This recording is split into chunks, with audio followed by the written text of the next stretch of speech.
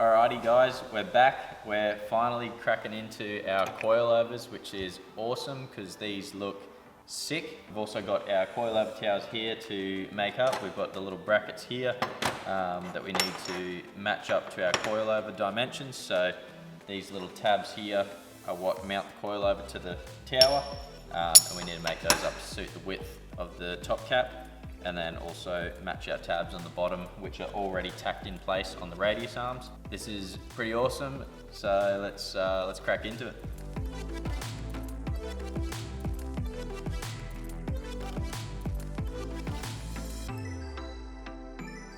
So you might notice that I am missing something here, which is the springs, of course. Can't be a coilover if it doesn't have coils over the shock. They're going to come later once we've got everything in the car, and we'll basically figure out how much weight we've got in the front end and what we want on the springs. So they're not here for now, but they will be eventually. So as you can see on this tag here, they're a 2.0 by 12, so that is the size of the body there and the travel, so 12-inch travel, 2-inch body. And then you can see their 7/8 inch shaft, which is this boy here. And then on the bottom there it says remote reservoir on a 90-degree fitting, which is just there, and then down to the reservoir. So in order to position our coilovers, we actually need them to be in the car. So we're going to be working pretty closely to these with the welder, and I don't want to damage them. I also don't want to damage the threads, so I've taped them up. I'm also going to tape up anything else that I don't want to get scratched or get weld splattered onto it. So that's why the threads are taped up. I'll probably tape this up just so I don't scratch it, keep it looking pretty, and I'll probably tape up this hose here so I don't burn through it with any splatter. And I think the shaft should be pretty right. So yeah, just give it a little bit of extra protection while we're working nearby it.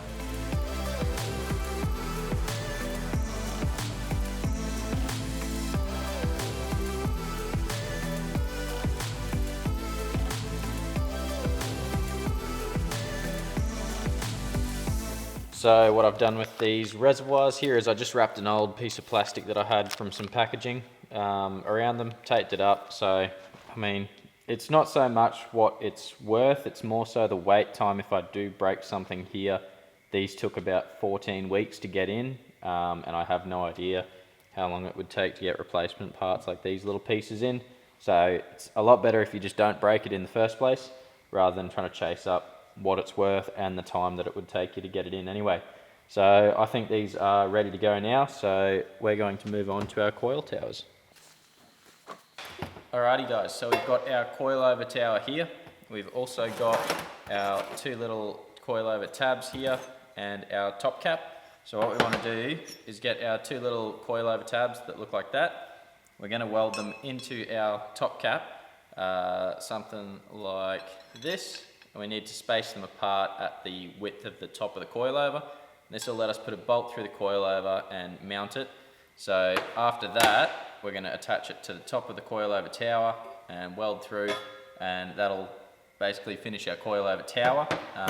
Then that's ready to put into the car and position wherever we need it. And this is going to be what basically holds our coilover into the car, which is very sturdy looking. So I'm going to clean all this up and prep it for weld, and then we'll crack into welding it.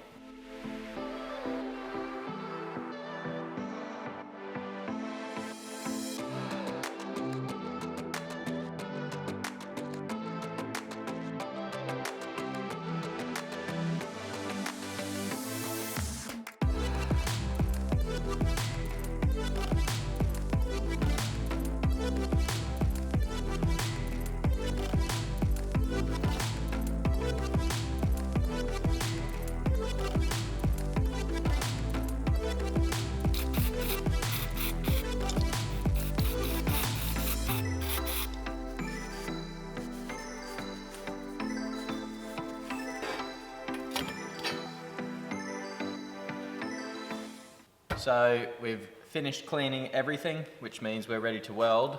So I've made myself a little spacer out of pipe this time, cut it down to 32 mil, and now we're just going to position it where I want it, which is just symmetrical.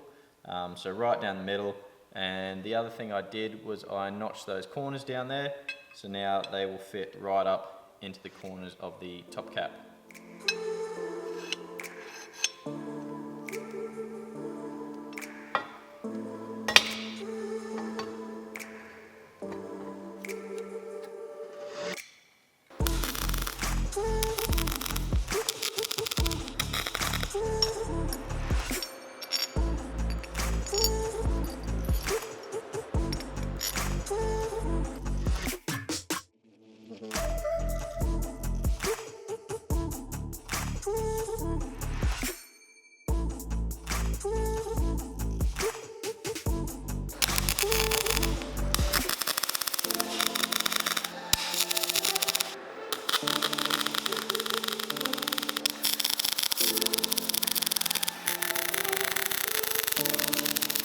So these are all welded through. I only got a little bit of porosity in one weird spot in there, which I guess I just ran out of gas cover at some point. This one I've just finished, he's still hot. I think they look good. I don't think I really needed to weld the inside, but I'm still glad that I did, just because then it's done. So now we're ready to put these into this here.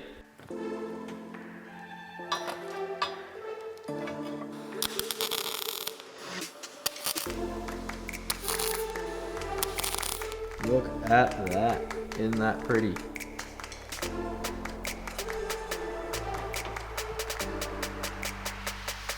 Sheesh.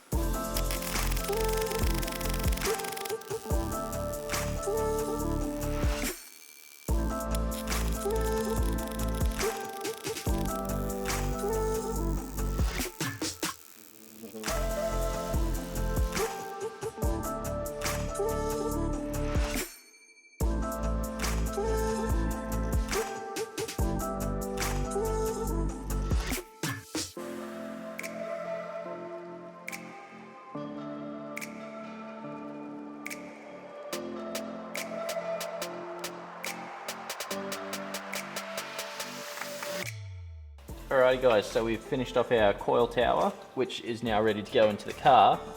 So what we need to do to get it into the car is cut out some of this body here. I did a rough sketch here where I thought it would go, and then I looked at one of Matt's pictures of his, and he's actually gone a bit wider, so I'm going to follow his drawing or his picture, and we'll just adjust from there. So this is our sort of baseline that we're going to cut out, and then make it bigger if we need to.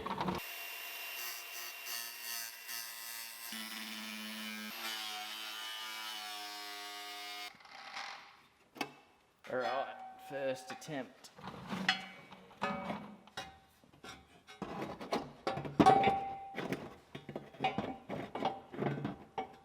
Doesn't want to fit.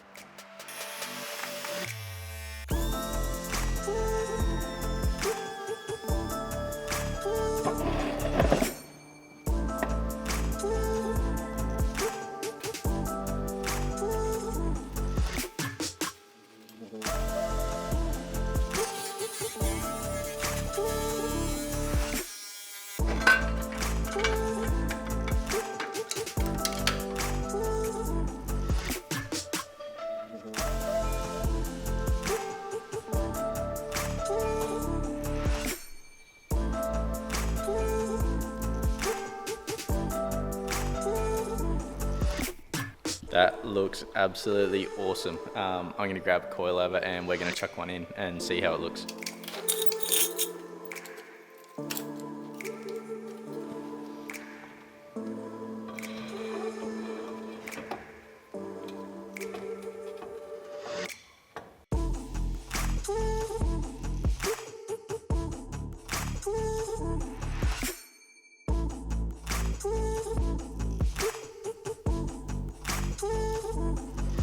Doesn't that look awesome?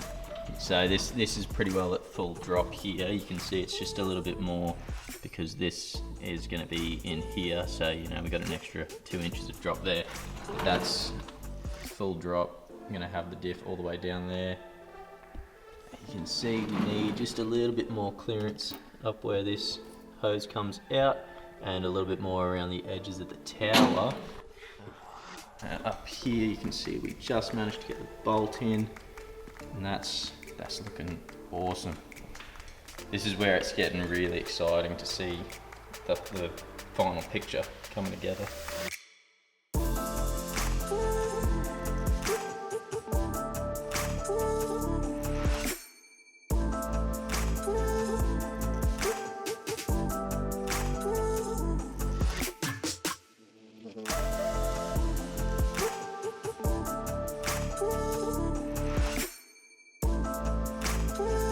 Alrighty guys, so we've got our 2 coil towers in there, roughly in position. That's not exactly where they'll be. I don't know the height that they need to be yet, and I also don't know if they need to go further back or forwards.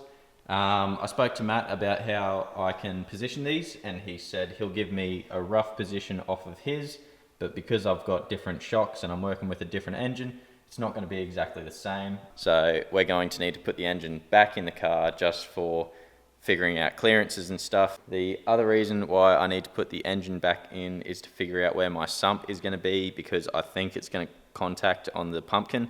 So I need to change my oil pan and sump, maybe just fabricate a whole new one, so that we can clear the diff and hopefully get more up travel, because I think that will be the limit of our up travel here, is that big piece of metal hanging at the bottom of the engine there. So we're going to figure out how we can change that, where all this is going to be in relation to the engine, and where that diff is going to get to its highest point. So it's going to be a little bit boring, but we have to get to it, so we're going to crack into that now.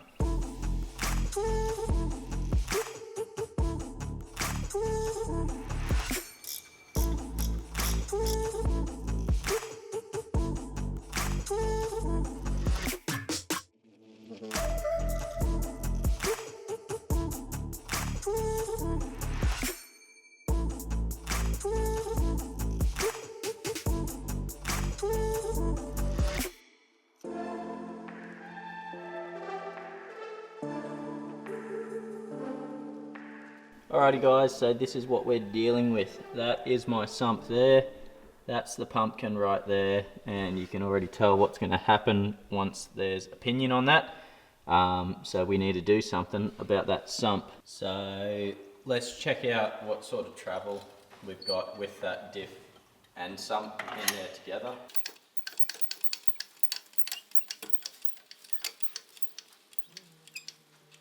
If I move that sump pickup, we've almost got full up travel. Like, we're not really hitting anything else. If anything, we'll be getting close to that body mount there. Yeah, look at that. That's almost full up travel, and we've still got like 2 inches, 3 inches between the diff pumpkin and the sump. So this is what the drive side looks like. We've got the pumpkin there, which once we sort that sump out, the pumpkin will basically bottom out on the chassis there. So basically, if we were to cut this off on an angle and maybe flip it around to the other side, we've got nothing over here except for the exhaust coming down the passenger side. So I think it'd be really easy to modify this sump, or even if we fabricate another one, we could just make it a little bit deeper all the way through and change the pickup. There's a lot of things we can do here. I didn't think we'd be having this much space here. I thought we were going to be a lot tighter down here. And then on the driver's side, or the right hand side, same thing. We're coming a little bit close to the chassis with the radius arm, and then diff pumpkin to chassis is going to be tight. So the highest we'll be able to go is diff to chassis. So we'll make the coilover towers suit that. We'll then make the bump stops suit that, and I'll change up this sump here so that we can get that maximum up travel, which is going to be sweet. Alrighty guys, so we've got a fair bit done here. We're going to call the episode here. I think it's so awesome seeing the little bits of progress add up. I think those coil towers look absolutely awesome in the engine bay like that. So next episode we'll get on to sorting out where our coil towers are going. We really need to make the most of positioning them to get the most up travel. We can always get more down travel by adding in longer shocks if you want, but you can't do longer up travel. It's just doesn't work like that. You got to sort your clearances out. So we're going to make the most of that next episode, and we'll probably get onto the sump down there as well. So I hope you guys are still enjoying this build. If you got any questions, let us know. I'll see you guys in the next one. it.